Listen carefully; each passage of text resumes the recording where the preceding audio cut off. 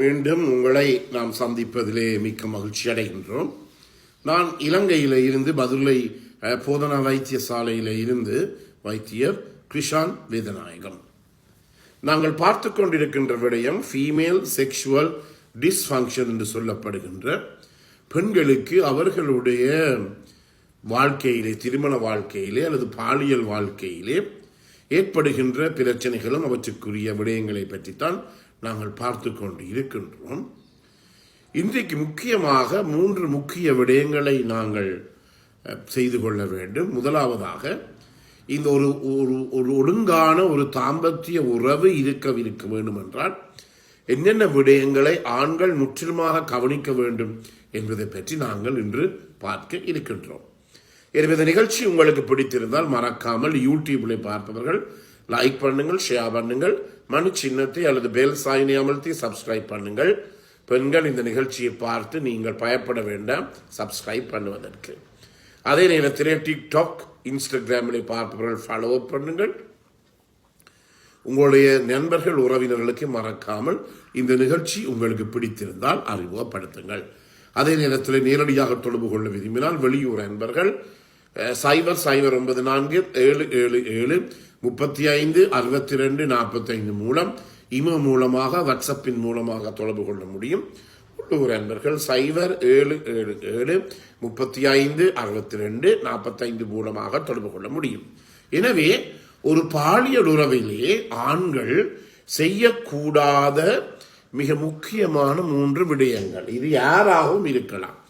நீங்கள் உங்களுடைய மனைவியுடன் நீங்கள் பாலியல் தொடர்பை வைத்திருக்கலாம், அல்லது உங்களுடைய ஒரு பெண் கேர்ள் ஃப்ரெண்டுடன் பாலியல் தொடர்பை வைத்திருக்கலாம், அல்லது நீங்கள் ஒரு கேஷுவல் செக்ஸ் ஒர்க்கர், ஒரு பாலியல் தொழிலாளியுடன் பாலியல் வைத்துக் கொள்ளலாம்.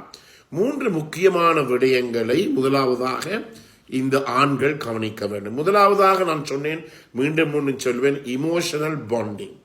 இந்த இமோஷனல் பாண்டிங், அதாவது உணர்வுகள் ஒன்றுபட வேண்டும், அதுதான் மிகவும் முக்கியமானது. பகல் முழுக்க வீட்டில் சண்டை பிடித்துக் கொண்டு இருந்து போட்டு இரவிலே இருவருமே ஒன்றாக இருந்து உச்சக்கட்டம் அடையலாம், ஆர்காசம் பெறலாம் என்று சொல்லி எவருமே யோசிக்க முடியாது. எனவே அந்த இடத்திலே அந்த பெண் அதற்கு தயாராகவும் இல்லை. எனவே இமோஷனல் பாண்டிங். அதே நேரத்திலே இந்த இமோஷனல் பாண்டிங் என்று சொல்லுகின்ற போது உங்களுக்கு தெரியும், நான் அடிக்கடி எங்களுடைய இந்த நிகழ்ச்சியிலே சொல்லுகின்ற விடயம் எங்களுடைய ஹோமோன்ஸ், அதாவது நாளமில்லாத வேதியியல் பொருட்களைத்தான், உடலிலே செயற்படுகின்ற பொருட்களைத்தான் நாங்கள் ஹோமோன்ஸ் என்று சொல்லுவோம். அதில் முக்கியமாக இந்த கோர்டிசோல் எனப்படுகின்ற ஹோமோன், இந்த கோர்டிசோல் எனப்படுகிற ஹோமோன் இந்த பாலியல் வைத்துக் கொள்ளுகின்ற போது, நாங்கள் ஃபோர்ப்ளே முன் விளையாட்டுக்களை செய்கின்ற போதுதான் அது வெளியிலே அது என்ன செய்கிற ரத்தத்துக்குள்ளே அதன் மூலமாகத்தான் எங்களுடைய இருதய துடிப்பு வீரம், வேகமாக மூச்செடுக்கின்ற வீரம் எல்லாமே அதிகரித்து கொண்டு செல்கிறது. எனவே முதலிலே முக்கியமாக கவனிக்க வேண்டிய விடயம் என்ன? Emotional bonding. இது மிகவும் முக்கியமானது. இல்லாவிட்டால் ஒரு மனைவியினுடைய ஒரு பெண் துணையிலே உறவு இல்லாமல் அல்லது அவருடைய ஆதரவு இல்லாமல் உங்களாலே இந்த பாலியல் உறவிலே நல்ல ஒரு உச்சக்கட்டத்தை உங்களால் அடைய முடியாது. 2வதாக உங்களுக்கு தெரியும், நான் ஹாப்பி ஹோமோன் சொல்லுவேன். டோபமீன் போன்ற ஹோமோன்கள் எல்லாம், ஆக்சிடோசின் போன்ற ஹோமோன்கள் எல்லாம் எங்களுடைய உடலை இணைக்கின்ற ஒரு பாலமாக இருக்கின்றது. எனவே முக்கியமாக இமோஷனல் பாண்டிங் அவசியம். 2வதாக இருவருக்கும் இடையிலே, அதாவது ரெஸ்பெக்ட் மிகவும் முக்கியம். அதாவது உங்களுடைய மனைவியை நீங்கள் எந்த இடத்திலும் விட்டு கொடுக்காமல் நீங்கள் பார்த்து கொள்ள வேண்டும். அவ்வாறு நீங்கள் விட்டு கொடுக்காமல் நீங்கள் பார்த்து கொள்வீர்களாக இருந்தால், முக்கியமாக உங்களை அறியாமலேயே அந்த பெண் உங்களுடன் கூடுதலாக உணர்வு ரீதியிலே அவர் உங்களுடன் தொடர்பினை ஏற்படுத்துவார். எனவே நான் பல இடங்களிலே பார்த்திருக்கின்றேன், இந்த ஆண்கள் ஏன் தன்னுடைய மனைவி, ஒரு அழகான மனைவி வீட்டில் இருக்கின்ற போது ஏன் வேறு பெண்களை அவர் தேடி போகிறார் என்று சொல்லி அது வேறொரு நிகழ்ச்சியினை நாங்கள் செய்யலாம். இதிலே ஒரு சின்ன துளியை நான் சொல்லி போட்டு போக விரும்புகிறேன். அதற்குரிய முக்கிய காரணம் என்ன? வீட்டில் இருக்கிற மனைவி தன்னுடைய கணவருடன் உணர்வு ரீதியாக ஒன்று பெற முடியாது. அதே நேரத்திலே வேறு ஒரு பெண்ணுடன் அவர் தொடர்பினை வைத்திருக்கின்ற போது அந்த பெண்ணுக்கு வடிவாக தெரியும், அதாவது பாலியல் தொழிலாளியாக இருக்கலாம், அல்லது ஃபேமிலி செக்ஷுவல் ஒர்க்கராக இருக்கலாம், குடும்ப பாலியல் தொழிலாளியாகவும் இருக்கலாம்.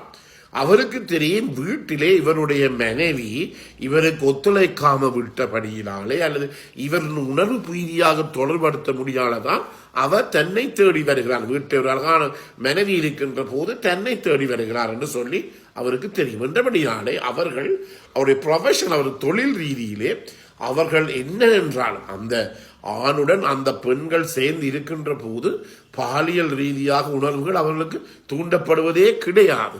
எனவே அந்த ரீதியிலே அவர்கள் என்ன செய்வார்கள் என்றால் முக்கியமாக அதை அப்படி ஒரு செயற்கையான முறையிலே காட்டுவார்கள். என்றபடியாலே தான் வீட்டில் இருக்கிற மனைவிமார் உங்களுடைய பெண் கணவர் வேறொரு உங்களை விட்டுட்டு வேறொரு பெண்ணை தேடி செல்கிறார் என்றால் அது முற்றிலும் உங்களுடைய பிழை தான், உங்களுடைய பிழை. எனவே பல பேர் என்னிடம் வருகிறார்கள், வந்து மருந்துகள் எடுப்பார்கள், எல்லாம் செய்தால் கடைசியிலே பார்க்கின்ற போது பெரிய கவலையாக இருக்கும். அந்த இடத்துல அந்த மனைவியினுடைய பங்களிப்பு எந்த இடத்துல இருக்கிறதுன்னு சொல்லி எங்களுக்கு ஒரு பெரிய கேள்விக்குறியாக இருக்கிறது. எனவே மனைவிமார் உணர்வு ரீதியிலே கணவன்மாருடன் தொடர்பு கொள்ள வேண்டும். அந்த இடத்துல தான் இந்த டோப்பமின் போன்ற ஹோமோன்களும், ஹாப்பி ஹோமோன், ஆக்சிடோசின் போன்ற ஹோமோன்களும் வருகிறது. உங்களுக்கு தெரியும், ஒரு ஆக்சிடோசின் என்ற ஹோமோனானது கூடுதலாக வருகின்றது எப்போது என்றால் ஒரு பெண்ணினுடைய மார்பக காம்புகள், பிரஸ்ட் நீப்பிள் அவை தூண்டப்படுகின்ற போது அந்த ஆக்சிடோசின் வருகிறது. இந்த ஆக்சிடோசின் என்ன செய்கிறது என்றால் ஆண்களுக்கு ஒரு மாறாத இன்பத்தையும் அதே நேரத்தில் ஒரு இணைப்பையும் ஏற்படுத்துகிறது. என்றபடியினாலே அதற்கானதான் நாங்கள் சொல்லுவோம், இந்த முன் விளையாட்டுகள் ஃபோர்ப்ளே என்பது மிகவும் முக்கியம். உணர்வு ரீதியாக ஒரு ஆணும் பெண்ணும் முனைவதற்கு இந்த ஃபோர்ப்ளே ஆனது முக்கியமாக ஒன்று உணர்வு ரீதியாக இணைகிறோம். அதே நேரத்தில் இந்த ஃபோர்ப்ளே மூலமாக பெண்ணினுடைய உடலும் ஆணினுடைய உடலும் தூண்டப்பட்டு அந்த வருகின்ற ஆக்சிடோசின் எனப்படுற ஹோமோனுடைய பங்கு மிக முக்கிய ஒரு பங்கை வகிக்கிறது. எனவே மிகவும் முக்கியம். அதே நேரத்தில் ஆண்களுக்கு முக்கியமாக இன்னும் ஒன்றையும் சொல்ல விரும்ப வேண்டும் என்றால் அவசரம் கூடாது. அதான் மிகவும் முக்கியம். நீங்கள் அவசரப்பட்டு கொண்டு இருக்க முடியாது. உதாரணமாக உண்மையாக உங்களுக்கு தெரியும், இந்த நிகழ்ச்சியை பார்ப்போல தெரியும், ஒரு ஆணும் பெண்ணும் சேர்ந்து இருக்கின்ற ஒரு திறமான நேரம் என்னென்றால் விடியற்காலை 4 மணியிலிருந்து 9:30 மட்டும். இதை நீங்கள் மாற்றிக்கொள்ளலாம், ரூட்டீன்ல மாற்றிக்கொள்ளலாம். அதாவது என்ன இயலுமானால் ஏதாவது எங்களுக்கு மனது விரும்பினால் செய்ய முடியாத காரியமே இல்லை. ஏனெனில் அந்த விடிய காலை தான் ஆண்களுடைய ரத்தத்திலே டெஸ்டோஸ்டெரான் ஹோமோன் அளவு மிக அதிகரிக்கின்றது. அதே நேரத்தில் பெண்களுடைய ஈஸ்ட்ரோஜன் ப்ரோஜெஸ்டரான் அளவு இருக்கிறது. அதே நேரத்தில் பகல் முழுவதும் வீட்டு வேலை எல்லாம் செய்வது, அது தொழில் பார்க்கின்ற பெண்கள் என்றால் இன்னும் கஷ்டம். செய்து போட்டு வந்து இரவிலே மன நிம்மதியாக ஒரு 10 மணி 11 மணி போட்டு இத்தனை கொள்ள உறங்க போகின்ற போது அந்த இடத்திலே வந்து அந்த கணவர் கரைச்சல் கொடுப்பாராக இருந்தால் அந்த கணவனும் மனைவியும் உணர்வு ரீதியாக அவர்கள் இருவருமே இணைய முடியாது. பல பேர் பல காரணங்களை சொல்லுவார்கள், ஆனால் அவையெல்லாம் சிறு காரணங்கள். அதற்கேற்ற மாதிரி நீங்கள் உங்களை மாற்றிக்கொள்ள வேண்டும். சில பேருக்கு பிள்ளைகள் இருந்தால் பிள்ளைகள் பாடசாலைக்கு சென்ற பிற்பாடு ஒரு மணித்தியாலத்தை நீங்கள் ஒதுக்கி உங்களுடைய பாலியல் உறவை வைத்துக் கொள்ள வேண்டும். எனவே செக்ஷுவல் லைஃப் என்பது மிக மிக முக்கியமானது. நீங்கள் பார்க்கலாம், என்ன ஒவ்வொரு நாளும் செய்திகள், நேற்று கூட செய்தி, ஒவ்வொரு நாளும் எங்களுடைய நாட்டை பொறுத்த மட்டும் திறந்தவுடன் பார்க்கின்ற செய்திகள் இதாகத்தான் இருக்கிறது. இதை முக்கியமாக கவனித்துக் கொள்ள வேண்டியது உணர்வு ரீதியிலே 2 பேர் ஒன்றுபட வேண்டும். 2வதாக என்ன, அவசரம் கூடாது, மிக முக்கியம். ஏதோ முடிச்சு போட்டு கடமைக்காண்டு இருக்கிறோம் போகிறோம், என்னுடைய விந்து மட்டும் எனக்கு, ஆணுக்கு மட்டும் எனக்கு மட்டும் உச்சக்கட்டம் வந்தால் போதும், பெண்ணுக்கு என்னுடைய மனைவிக்கு என்ன வந்தாலும் எனக்கு கவலை இல்லைன்னு சொல்லி போகின்ற போது அந்த இடத்திலே பாரதூரமான ஒரு உறவு சிக்கல், ஒரு கேப், ரிலேஷன்ஷிப் கேப் என்று சொல்லுவோம். இதற்கு இடையிலே ஒரு உறவு பிரிவு கொண்டு பிளவு கொண்டு ஏற்படக்கூடிய சந்தர்ப்பங்கள் இருக்கிறது. எனவே இதைதான் மிக மிக முக்கியமான. எனவே ஒரு பாலியல் உறவு என்பது ஒரு கை மட்டும் தட்டினால் சத்தம் பெறாது, 2 கையும் சேர்த்தால் சத்தம் பெறும். அதே போல் 20மே ஒரே நேரத்தில் ஒத்துழைக்கின்ற போதுதான் அந்த பாலியல் உறவு மிக உண்மையான உறவாக இருக்கும். எனவே கூட தெரியும், என்று பாலியல் உறவிலே பல பிரச்சனைகள், இதன் காரணமாக எத்தனை ஆயிரக்கணக்கான குடும்பங்கள் இப்போ விவாகரத்து நீதிமன்ற படியிலே இருப்பதை, நீதிமன்ற வாசலுக்கு சீரிப்பதை நாங்கள் காணக்கூடியதாக இருக்கிறது. எனவே அப்படிப்பட்ட ஒரு உறவு சிக்கலங்கள் இருவருக்கும் இடையிலேயே வரக்கூடாது. இருவருமே இருந்து பேசுகின்ற போது, கதைக்கின்ற போது இவற்றை எங்களாலே தீர்த்து கொள்ளக்கூடியதாக இருக்கும். எனவே இவ்வளவு காலம் நீங்கள் தருகின்ற அனைத்து ஆதரவுக்கு நமது மனமார்ந்த நன்றியை தெரிவித்து விடைபெறுகிறேன். நன்றி, வணக்கம்.